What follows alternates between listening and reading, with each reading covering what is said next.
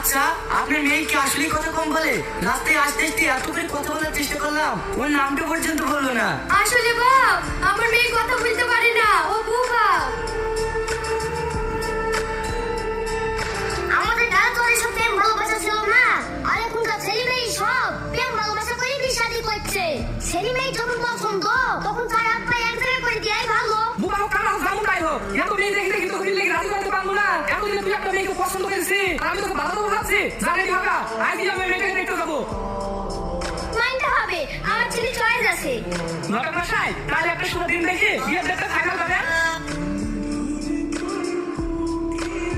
আমাকে তোমার পছন্দ হয়নি, আমি বুঝতে পেরেছি। দেখি এটা কি, এই চিঠিটা কার?